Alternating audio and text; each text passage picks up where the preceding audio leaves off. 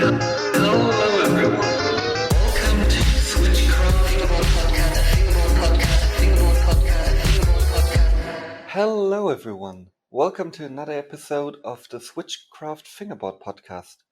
My name is Jana, and today I'm sitting here with two guests. That is probably a first.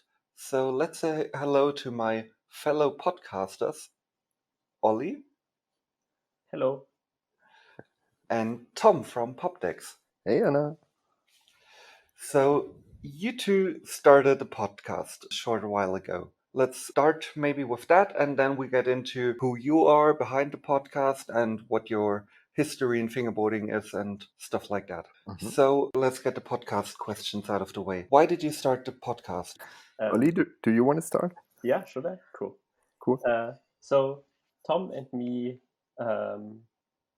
in 2018 or 19, we started working together outside of fingerboarding. I had a job at the time for a company who does events, and they needed someone for several events to do some administration and stuff like this. And I knew Tom could do that, and I asked him if he had time. He said yes, so we started working together over the course of the year, and therefore had long car rides together to several event locations all over Germany. And long car rides leads to a lot of talking, and we discovered that we're listening to the same podcasts, mainly about German rap. And then over the course of the year, the idea developed to do a podcast in fingerboarding that is a news podcast, because I told him, and I think Tom, if I remember right, you agreed that all the news about the German rap scene we get exclusively from these podcasts, and that is easy to get them just listening next to doing something rather than actively reading long articles and stuff like this. Yeah.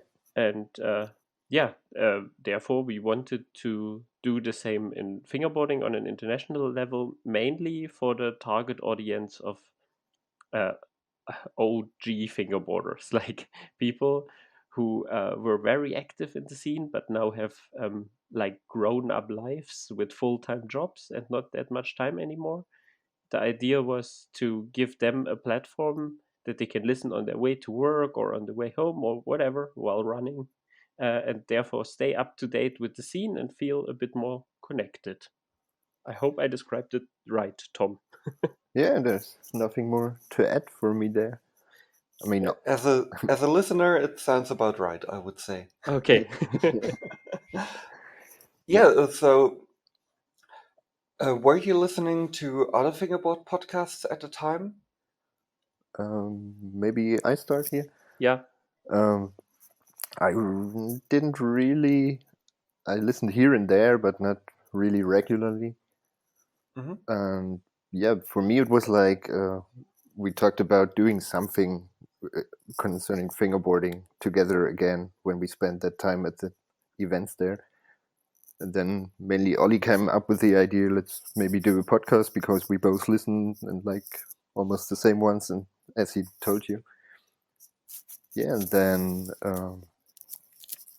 after we decided that might be a cool idea, I listened to some more of the other podcasts that already existed, like yours and the Maulschlüssel-Fraktion.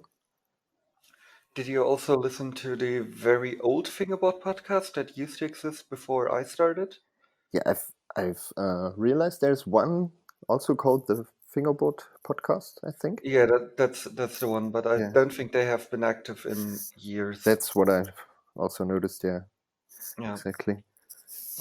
Yeah, because for me it was similar to you. I listened to a lot of podcasts, and when I really got into fingerboarding again, I was listening to podcasts about Magic the Gathering, since I'm very involved with that. Yeah. And yeah, was like, yeah, there has to be a podcast about fingerboarding. Then I found that podcast that at that time wasn't publishing anymore, and after a while I was like, yeah, let's create something. Yeah. And it's really cool that you also started doing one, because I think the more the merrier, and especially since we have different focuses, I think that works very well. Yeah, and speaking about the different focuses, that's one thing when Olli came up with the idea and how he would organize it, and we talked about that.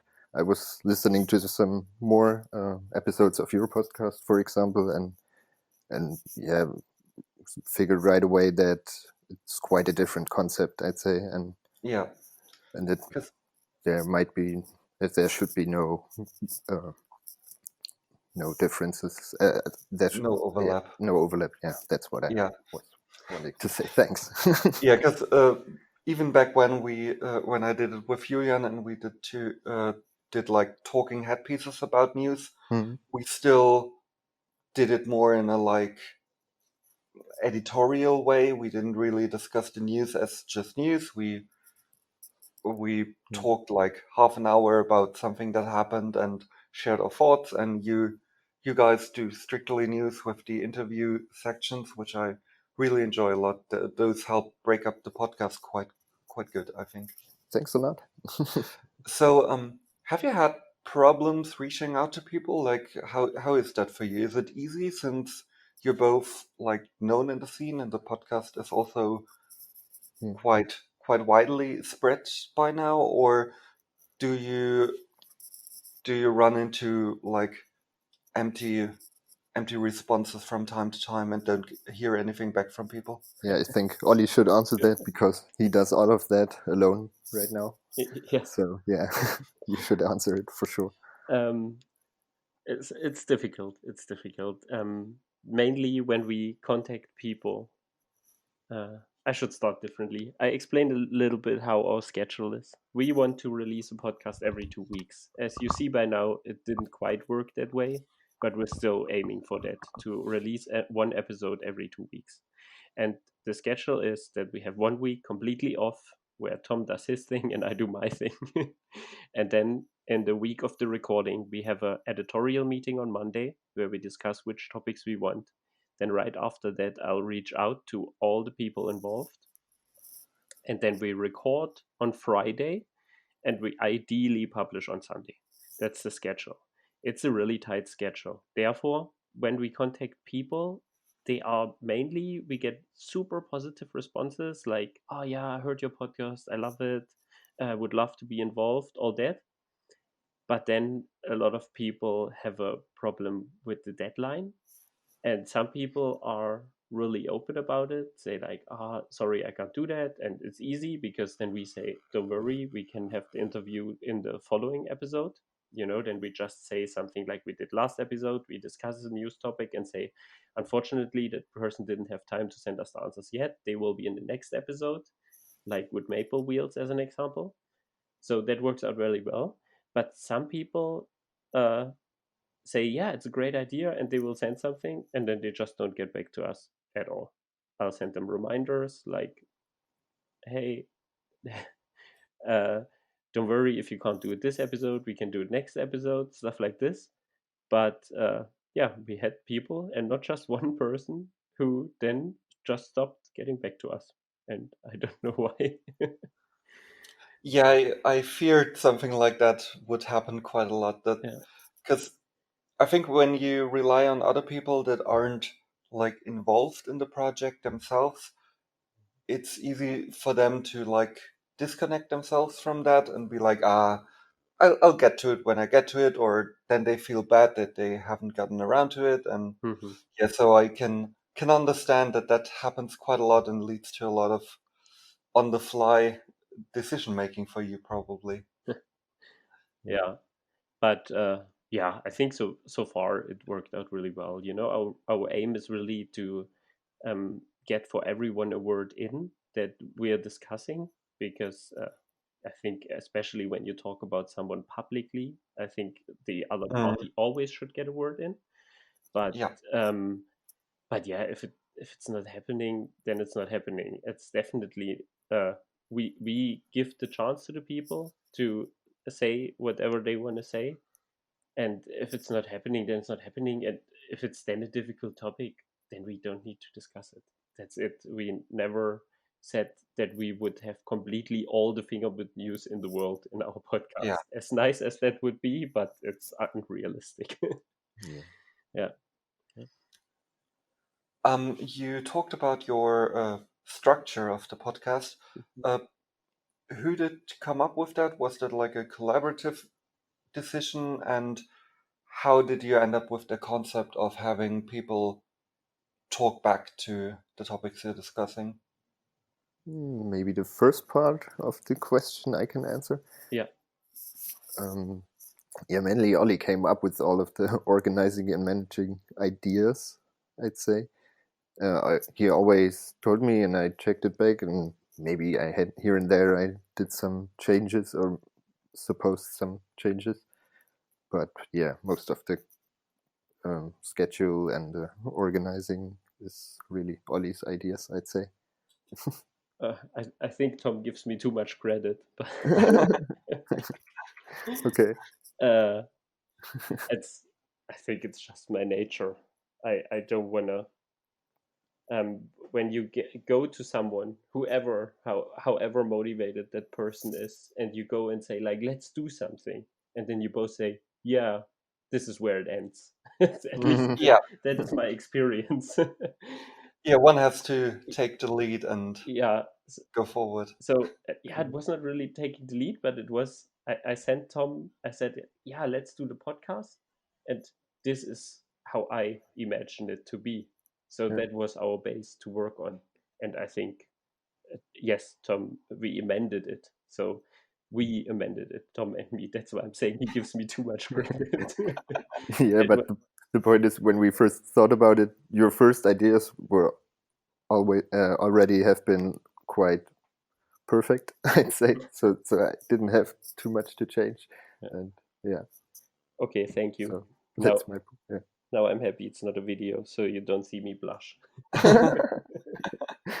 Because I really like the breaking up into sections, because I think when you talk about one topic for quite a long time, that leads to maybe being a bit boring, and having those intervals where other people talk and you changing the topics like quite consistently. Hmm. I think that gives a nice breath of fresh air every time you change the topic or have someone else speak. Yeah, yeah. Thank you. That's really good feedback. But to be fair, we heard that a lot, and we're really happy that people think that we had a lot of feedback like, oh, I thought an hour is too long, but then I listen to it and it goes by really quick because it's like bam, bam, bam, news, story, quiz, video of the episode, done. Do you aim for a specific time frame each story gets? Like, do you sit around and say, this story gets 10 minutes, this might get 15, or do you just see where you end up after an hour? Yeah, we don't plan the sections time-wise at all. We just try to keep the whole episode about or under 1 hour, but we don't plan time frames for the sections. Has it ever happened to you that you were close to the 1 hour mark and haven't had the chance to talk about one specific topic? Like, did you ever run out of time before? Not really, no. We just tried in the first episode how long will it be when we do it like we want to do it, and it just came about to be about 1 hour. Yeah. Nice. That sounds like it works for you. Yeah, exactly. Yeah, we never had to cut out something to make it shorter, or yeah, exactly.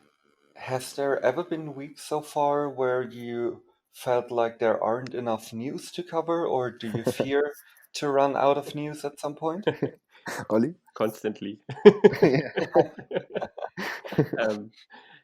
Yeah, especially now in the summer. It's I thought about it. If we should have had a summer break, maybe hindsight, but yeah, it is what it is. We're not aiming for an hour.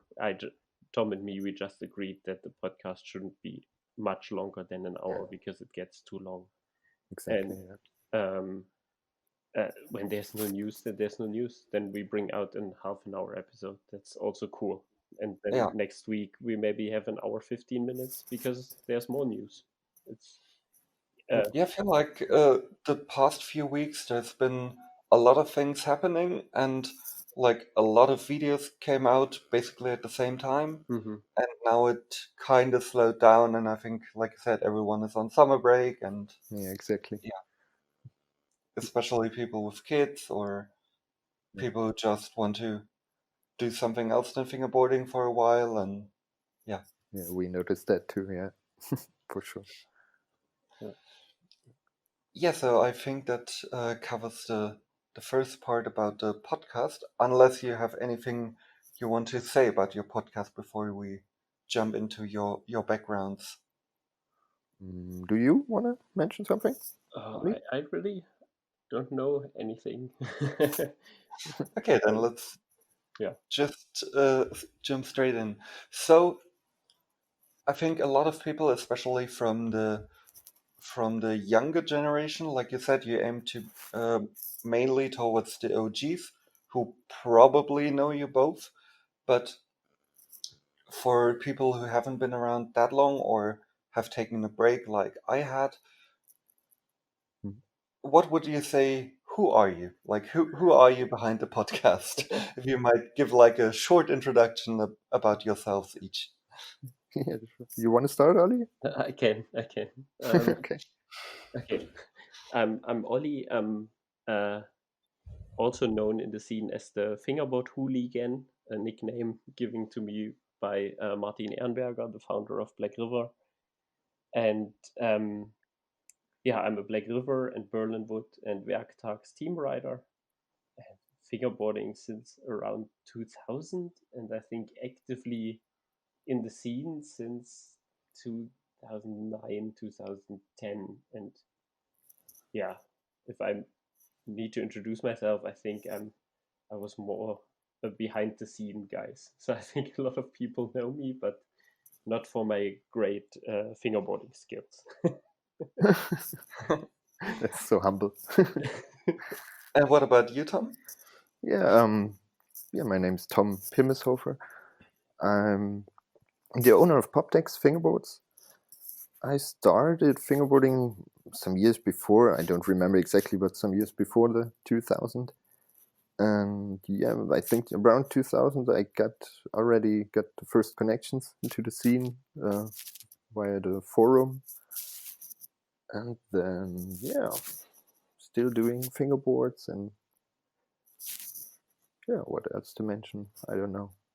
Yeah, that I think that serves as a first introduction. Cool. So you both been around for quite a while.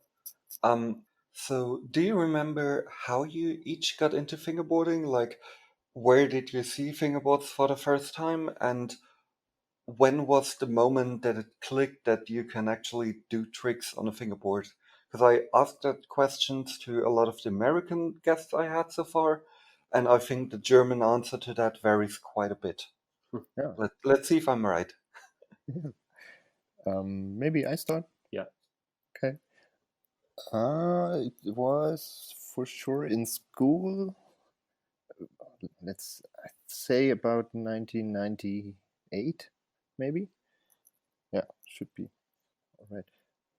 And yeah, there was a little. I'm from a small town in eastern Germany, and there was only a small toy shop, and like no one else. I was already skateboarding a little bit, learning my first ollies on the skateboard and stuff. And then I discovered someday at the toy shop a small plastic fingerboard. And yeah, took it to school, and two of my friends who were skateboarding noticed my fingerboard and also thought it's quite cool. And then after school we started gathering, we three alone, and trying tricks from the get-go, because yeah, we'd never seen someone doing it,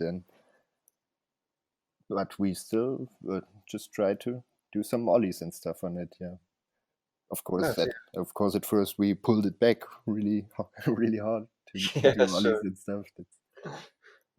And probably first did like tree flips that spin like 5 times, and Yeah, and getting it like 2 meters up in the air and yeah, stuff like that. yeah, I think we all did that. Yeah, yeah, and the following years, my homies like stopped skating and fingerboarding. But I kept on fingerboarding all the time, and I think the first 2 years I didn't even know if there's someone else in the world even trying tricks on a fingerboard or not, or maybe I'm the only one at all. I had no clue, but yeah, I started building plastic ramps for myself and stuff, and fingerboarded every day on my own at home, and not knowing anything about it, but I had to do it. Yeah, Cool. that's it for So, me, I'd say. sounds fun. And what about you, Ollie? So I started. I was interested in skateboarding already, and still in school, like Tom. And I saw a TV commercial for a magazine, a German magazine. It's called Mickey Mouse. That always had a gimmick, and they said they have a fingerboard in their next issue, and they were already showing tricks in the TV commercial. And I thought it's fascinating, as I was already into skateboarding. So I bought that and took that plastic fingerboard and brought it to school. And a very good friend of mine, he was very interested in what I had there, and he really got into it and nerded himself into all the stuff online, and got for us to how to do's on how to build cardboard ramps and how to tuning, and we really quick found out about like river and stuff as well. Nice. So, I yeah. think I actually started because of the same issue of Mickey Mouse. Wow. Because I definitely had that board, and I think it was the first board I ever had. But I might be wrong, but it's definitely one of the first fingerboards I ever had. And I think only after that I found Tech Deck. Yeah, same for That's so me. funny. How cool. Yeah. Nice. Yeah, because I remember there being like a little hype around like 2001 Yeah. where you would find tech decks in a lot of stores and like toy shops and even skate shops and yeah, things that at that time I'd never seen before. Hmm. And I think that is quite different from the US where that movement or that thing happened quite later on. And when it happened in the States, there already were videos of Mike Schneider or the videos on the Disney Channel and things like that. So I think for us it was a bit earlier, and for some of us it probably took longer to realize that you can actually do tricks and not just fling it into the air and see what happens. Yeah, yeah, I think that's true. So back then, a lot of things happened in forums. Were you active forum people at that time? Let's say in like early 2000s. Or you already mentioned you weren't that active up until late 2000s. Yeah. So Yeah. yeah, you probably weren't an early forum user, right? Yeah, never. I never was a forum user. I think I registered with all of them, and I don't know. I don't know why it's not my world. It's not that I dislike something about it, or I don't know. Just wasn't your thing. Yeah, I never got it, and yeah, as I said, sorry, if it wasn't for my friend who got all this information for me, I think I would have not. Got that deep into it. He found everything out, and he got all the events and everything, and yeah, Hmm. that's what I liked about it. But forum, I don't know. That Is is past is he me. still is he still fingerboarding, or was he someone who people knew in the scene at some point, or like might I have heard of him, or No, was it just at the beginning and then he stopped fingerboarding? we're still best friends. But yeah, I think he stopped fingerboarding at some point, and the only way you know him or seen him is he has one or two tricks in my Welcome to Berlinwood video. Oh. So the one person you don't know in there. That's him. Okay. Maybe I just rewatch that later. Yeah. For me, it's completely different with the forum stuff, because for me it was the way I found out that there's a scene and Same.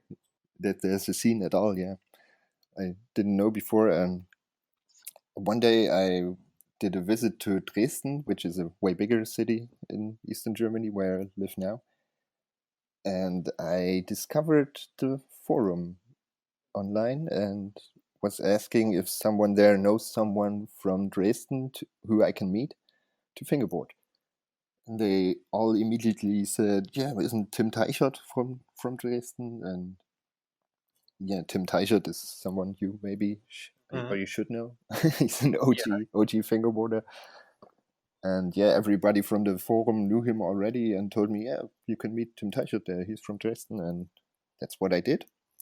And that's the way I found out that there is a scene and a forum where a lot is going on at the time. And I was quite active then after all of that. It was so fun meeting Tim in Dresden. We did some outdoor spots there, and it was quite an awesome day for me, discovering that Nice. there are other people doing exactly the same and loving it so much. And yeah, I still remember quite vividly. Nice. Yeah, back then, like, forums were the scene. Like, there wasn't Yeah. that big of groups of people in cities, and some cities had no people at all. Like where I'm from, Stuttgart, Mm. for the longest time I was the only one there, and there were people like 1.5 hour in that direction, 2 hours in that direction, but no one like in Stuttgart. Mhm. And yeah, so the way I participated in the scene was like hanging out in every forum that was available all day. All right, yeah, get it. Do you roughly know the time frame of that meeting with Tim Teichert, or when you really got into the forums? Not exactly. I think it was around 2000, but I'm really bad with time frames and years and stuff.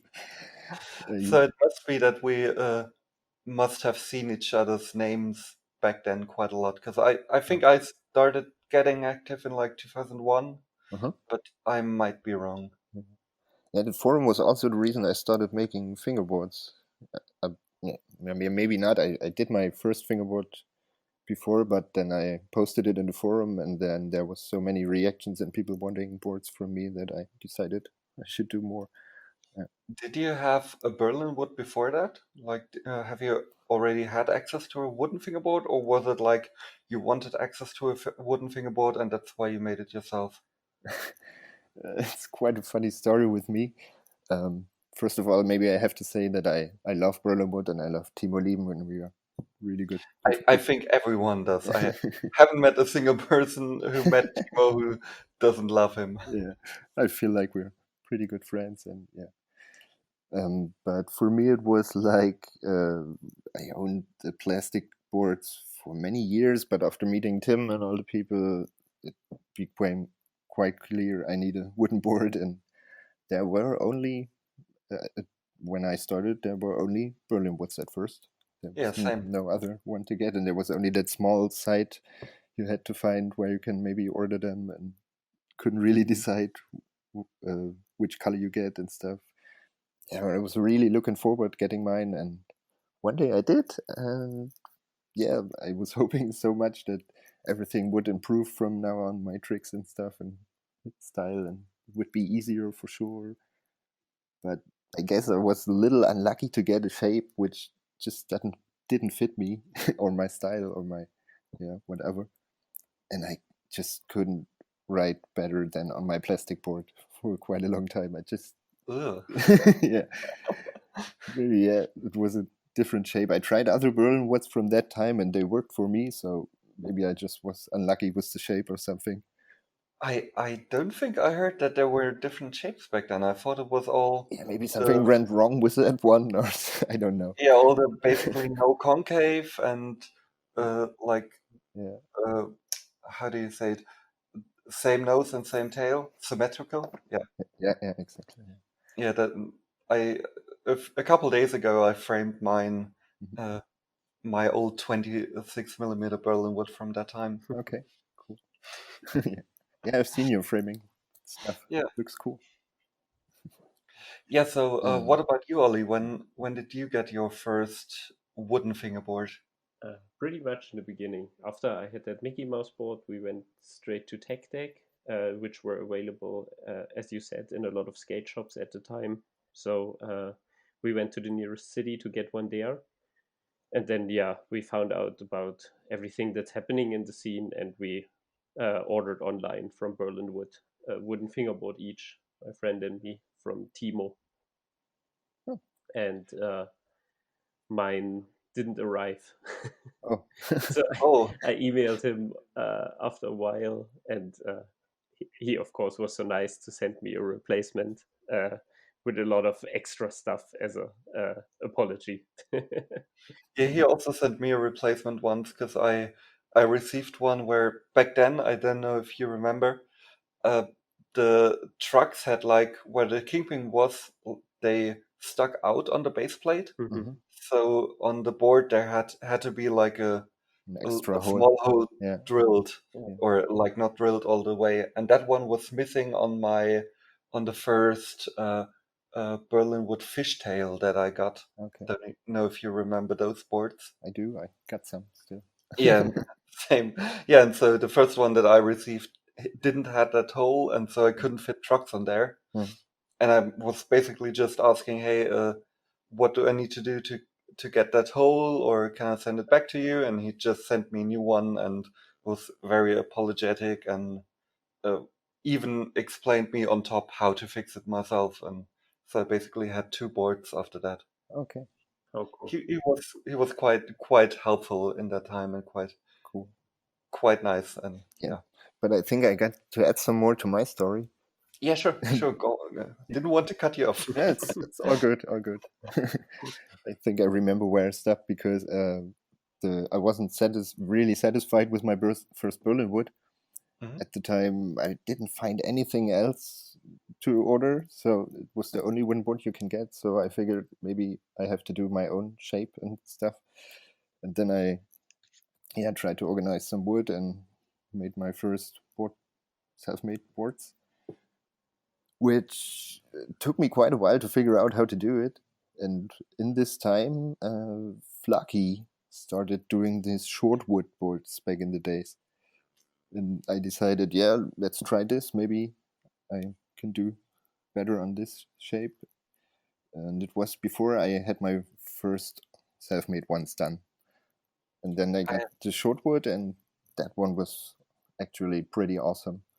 I have a short wood framed right next to my 26mm Berlin wood. Yeah, I've seen it, and it's actually exactly the same graphic that I got. Ah, nice. Yeah. Nice. Yeah, those graphics look quite the same back then. I think he varied the colors, but yeah, I think the green one. I've seen other people have that as well. Yeah, there were too many different graphics. That's right. Yeah. Yeah. Yeah, also back then there was a while where there weren't graphics at all. Like when I first saw a graphic on a fingerboard that wasn't like hand drawn, I think it was the Kassel Ost Berlin woods. Do you remember like when you started making your own boards? Did you add graphics to them like quite at the beginning, or did it take some figuring out how to put a graphic on there that isn't drawn by hand? I think the first like 8 or even 10 years, I only did like painted graphics. There was nothing printed at all at the beginning, I'd say. Ah, Yeah, and already the very first board I made only for myself and showed off in the forum later was with some hand-drawn graphic by myself. Yeah, and I always did that like the first many years. cool. Because I know that some people printed directly on the veneer back then, Yeah, and was sometimes. wondering if you I started that, did that. yeah, but way later. I started doing some graphic series, and then I sometimes printed on the veneer. Yeah, I still do it sometimes. Yeah, it always looked a bit sketchy for me to Hmm. put it into a printer, but it seems to work. Yeah, with with some printers. I don't think it works with all, but Yeah, sure. yeah, yeah. If you know how Yes. to. Do you know when it was that you started Ah, yeah. making your first decks? I got the board from Flaki, the shortwood, and was pretty satisfied with that. So, but I was already hooked to do my own. But I think I finished the first one about 2004 or 5. Yeah, seems about right. I think I got my shortwood at Fast Fingers 2004. Uh-huh. So yeah, that seems about right. Speaking of Fast Fingers in that time, Hmm. when was your guys' each first fingerboard event, if you remember? Mine was the first Kassel Ost. Oh, That was the first fingerboard event. I wanted to go to that one, but for some reason I decided against it because it was quite long, and yeah, I really wanted to go to there. Yeah. Do you remember when it was roughly? No, 2000. I definitely was still in school. So 2004, 2005. Yeah, that sounds about right. Yeah, they had a website back then, and that's how we found out.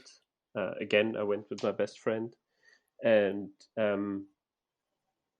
we it was funny because it said there was a description on the site of how to get there, and it said by train go to station Helsa and then follow your nose.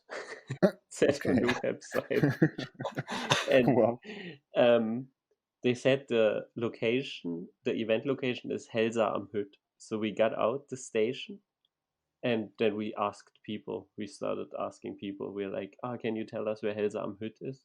Hmm. And they were all old people and they all said, I live here for 30 years. I never heard of such a place. And everyone was confused and no one knew it because, of course, that was the event location and no one in the village knew about that. And luckily, um, they had forgotten something for the event. Anyway, one of the Kassel Ost crew, one of the guys went to the supermarket and overheard two people talking about these two strange kids who go around the village and ask everyone where Elsa am Hütt is. And he luckily found us with his car and then drove us to the event location. Wow. Now I'm glad that I didn't go. But the event itself was awesome, right? That was so awesome. I think I'm not quite sure now that I think back if that was the first event. It was something around that time because also we were at the Botstein Jam. Botstein. Ah, yeah. Yeah, that was a skateboard magazine back in the days, and they were close friends with Martin. So we also were there to get to fingerboarding, and also at the Central German Skateboard Championships in Erfurt at the time. There was also Black River Parks. That was, I think, 2003, right? Yeah, yeah. So maybe that was first. Uh, yeah, but all these events in Central Germany, because that's where I'm from, Mm. all these we visited and yeah, met there Winkler and Nick and Timo Lieben. Yeah, Yeah, you like some people today are like, what, Martin Winkler or Timo Lieben and stuff like that. But back then, like they just were people like us hanging out at every contest, and Yeah. yeah, you could buy their things, but mainly hang out with them and have a nice session with them. yeah, they the core of the scene basically, Yeah, right? and Yeah, and really welcoming and like we both said with Timo giving replacements. I remember yeah. Martin Winkler giving replacements if someone lost a wheel or Yeah, for things sure. like that. Yeah. When I met Timo for the first time, I wanted to buy a board from him, and he didn't want to sell me one. It's so funny. I told him that Really? story years later, and he still can't believe it that he did that. Did he have a reason why? It was at Kassel Ost, and I saw him, and I was so excited, like little kid. I was like, "Oh, that's Timo Lieben," and I went there and I said, "Oh, can I buy Berlinwood?" And he had that bag full of Berlinwoods, and looked at them and said, "No, they're all unique." Huh? Yeah, he's like, Wow. "No, they're all specials." So no, and I was like, "Oh, okay, Oh shit. thank you anyway, and so nice to meet you." And I think that he felt sorry for me, and he looked again through the bag, and he's like, okay, here's one that's double. And then he Okay. ended up selling me this. I That told him sounds that more. years later. He Wow. thought it's very funny. It Yeah, is. it is. Wow. Yeah. Crazy. Yeah, my first event was, I think, must have been the first ASI Berlin contest, I'd say. I In- also wanted to go to that, but didn't go to. Okay. It was quite far. Okay, yeah. Yeah, it wasn't somewhere near this where it's now. Right. Yeah, and yeah, it was crazy for me. I went there with Tim Teichert and another friend of mine. Yeah, and didn't know too much about how a contest works at all, and was quite excited and nervous, I'd say, uh, before the run started and stuff, because I've never seen a contest run before and didn't know what to expect and what the judges count and stuff, and yeah, was nervous, already nervous, and then the worst thing happened, that I was the very first rider Oh announced. no! And I fucked up my run so badly because I was so nervous and didn't know what to do and stuff. And yeah, it was so bad for me. But I still had so much fun there meeting all the guys, and yeah, it was amazing. Still, Nice. Yeah, I think that's one of the events you had to have been there. Like, I think that's quite an important event, uh-huh. looking at it in hindsight, because what Aussie Berlin has become now and Yeah, what it meant for the scene. yeah, yeah. I'd say so. Did either of you go to any Fast Fingers around that time? My first Fast Fingers was 2009. It's really embarrassing, but yeah. Especially when you've been around on events much earlier. Yeah. That's strange that you haven't been there Huh. earlier. Somehow never made it. It's yeah, it's a regret.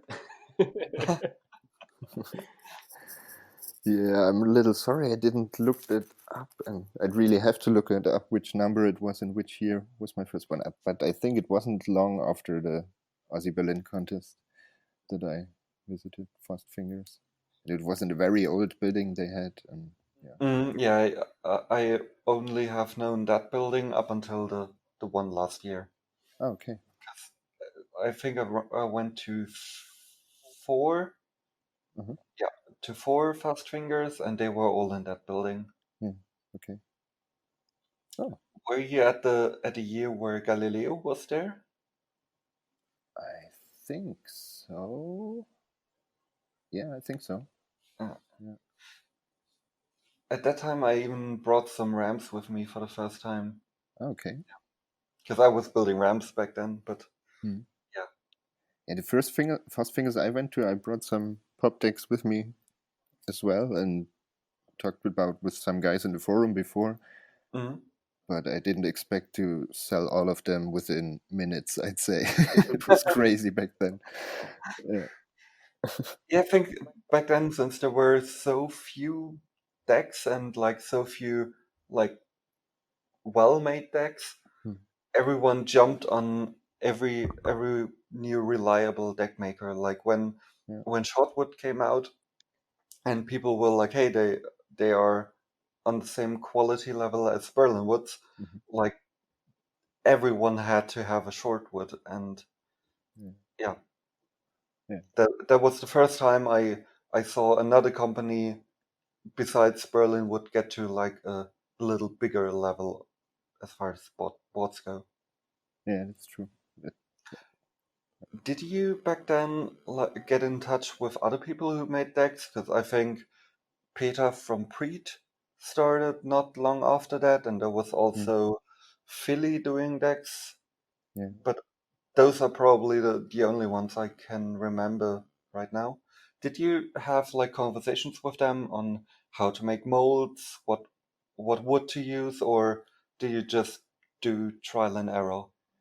For me, it was more trial and error. already met Timo Lieben at the first ASI there, and yeah, we talked and about many things, but never really about the technical stuff. And yeah, I don't know. And I felt like it's the best that way, so the boards stay really different. For me, it was always cool to have a different company with different shapes and different That's true. techniques produced and stuff. Once I talked to Flaky at the Fast Fingers about how he colors his plies and stuff. That's about the only thing I remember talking about technical stuff with them. But we've always been friends and had fun together and stuff. Yeah. Nice. Yeah. Yeah, so I think I will ask you guys a few rapid fire questions if that is okay with you. Oh, let's try. Sounds fun. Yeah, so I've never done it with two people.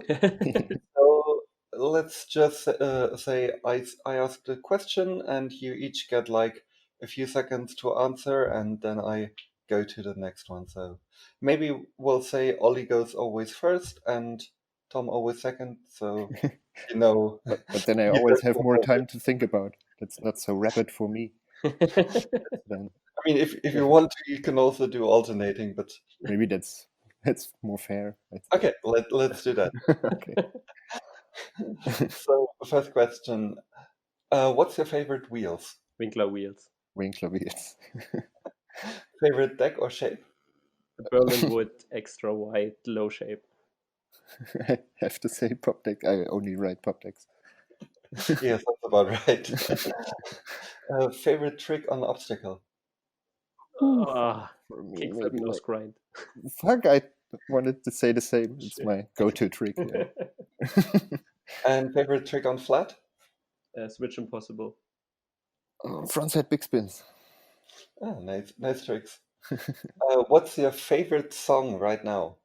Mad Child, Forget About You. Cinematic orchestra arrival of the birds. Yeah. What's your favorite obstacle? What's his name? Signature ramp, Black River Ramps from Chris Craft. I have to think about it one more second. Maybe it's like, yeah, I love to write concrete curbs.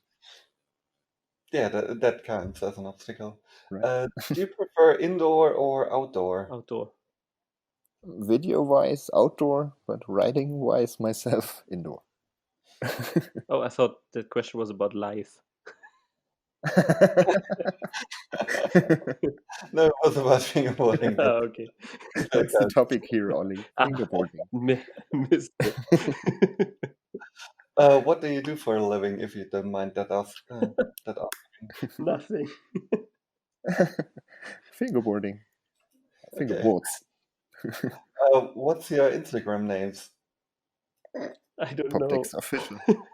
Yours is Olli underscore B. Olli B, I think in one. Without the underscore. Just Really? OLLIB. I'm not sure. Yeah, maybe. Yeah.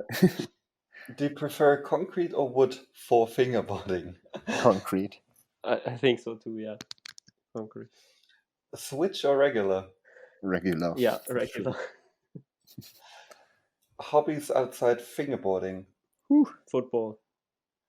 European football. Yeah. Music, toy collecting and toy making overall. Yeah, drawing, painting, skateboarding. Nice. And what else? There was, yeah, yo-yoing. I have to mention yo-yoing for sure. Ah, yeah, you probably connected with Timo Lieben on that level. Yeah, and Smurf is also a lot into it. And, yeah. Ah, Yeah, there's some more in the fingerboard scene who are also yo-yoing. yeah, it also was a thing back then at some point. Yeah, I hope it's coming back also. Flat ground or obstacle? Flat ground with obstacle or a park? Park. For me, it's park too. Yeah, Heel flip or kick flip? Kickflip. kickflip. What's your favorite fingerboarder? Or who is? Tim Teichert. Yeah, Tim Teicher. Favorite food right now? Wait a second, what do I eat? Bread. Chips. Chips for me. Very good foods each. Loose or tight tracks? Very loose. Medium. Last trick learned. Nolly heel, I'd say. Yeah. I can't remember. It's ages since I learned the last trick. I would say backside late foot. Backside late foot flip. Okay. Last trick you landed that you were really proud of? Last trick I landed. Do Whatever that was. I'm proud of every trick I land. Yeah. you prefer one setup or do you have multiple setups at the same time? No, I always just have one setup at a time. For me, it's definitely multiples because for me there should be a setup for every trick because every trick goes. Exactly. Yeah. But I don't have so many, but yeah, multiple. What's your most hated trick? Flat or obstacle, whatever. I don't hate tricks, but there are a lot of I can't do. Okay, or tricks you don't like doing. Let's say. Same answer. It's not that I don't like that there are tricks that I don't like doing. There are tricks I can't do. I don't like trying nollie heels. Yeah. Yeah, like every time I have to do it in a game of skate, I'm like, oh, I'm Yeah. gonna mess this up. Same for me. Plastic or urethane wheels? I'm plastic. I like hard ones. Yeah, I think so. I really never tried urethane wheels. I did try a few times, but never really liked it as much as the hard ones. Favorite beer? I don't drink since 2 years. Oh. Yeah, and I almost never drink and not too much into beer. Okay, well then what's your favorite non-alcoholic beverage? Vita Cola. I have to go with lemonade, the D-Limo. Yeah, right now. Like both. Who's your sponsors? Black River, Berlinwood, Werktags. I don't really have sponsors, but yeah, I'm kind of in the Winklerwheels racing team since he. Yeah. Okay, then let's phrase the question for you a bit different. Who are you sponsoring? Or do you have team riders? Yeah, I have quite a lot, but I'm afraid many of the names people won't recognize because they're not too active anymore in the scene. Right now, I'm figuring out how to structure my team again and freshly, with maybe adding some new riders and stuff. Because many of the old ones we do sessions together and are in contact still, but people just don't see stuff from them online. So yeah, I need some restructuring there. But let's see if I can put it together. Who's on? It's Tim Teichert still, then Sandro Seidel, Felix Lang,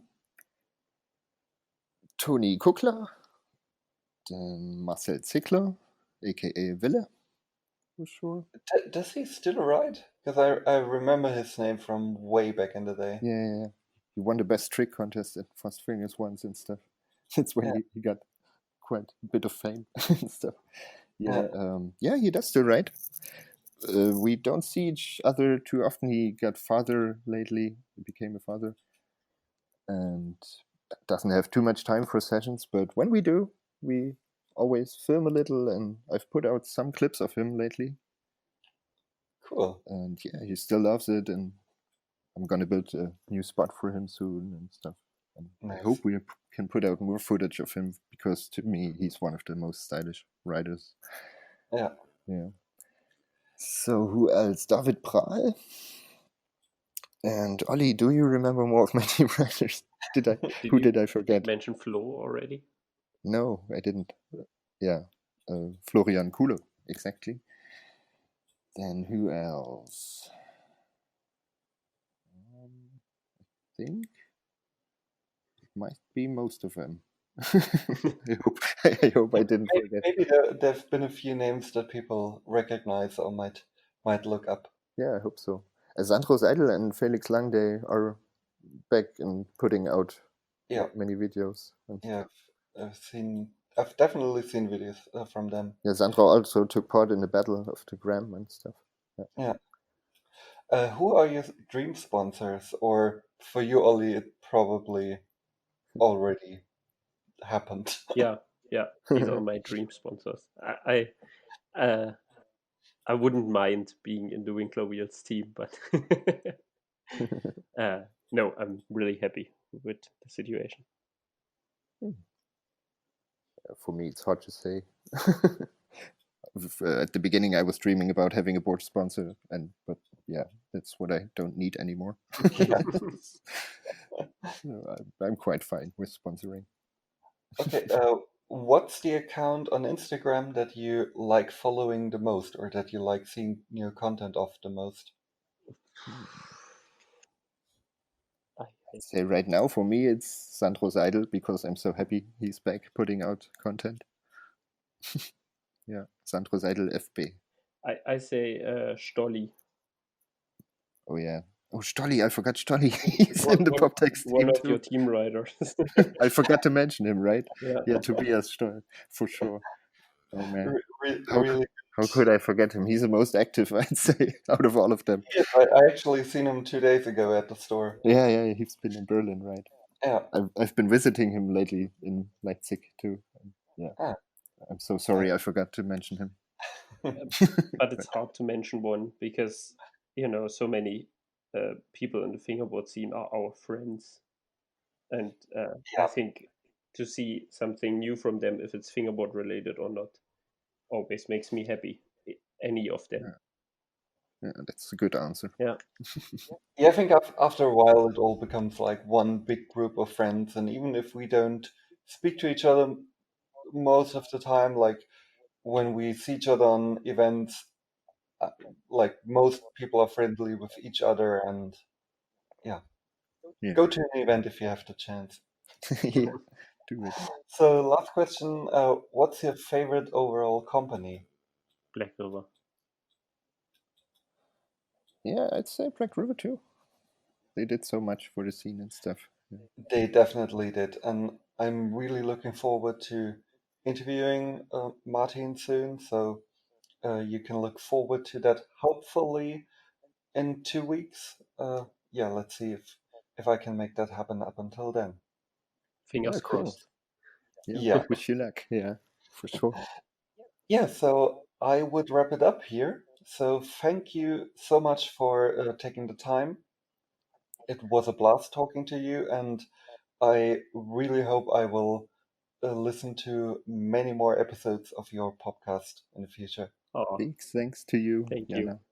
I also have to mention one thing more about the podcast situation, because we were so stoked that you've been so cool to contact us right after the first episode we published, and was like, yeah, cool thing, and gave us tips and stuff. And yeah, we were so happy that you've been not offended by another podcast or something, No, but definitely not. just happy, and now we're doing this interview with us and stuff. That's so awesome. Just bringing the theme together, I'd say. Exactly, because that's what it's about. It's not about like same when there's another person doing boards. Yeah, Fuck competition. Let's make cool things together. exactly. Yeah. Thank you, Jana. It was a pleasure. Our pleasure. Thanks for having us. Yeah. Okay, so I hope you enjoyed the episode. No video this time. and, and yeah, you will hear from me speaking to someone else in 2 weeks. So, bye. Bye. Peace.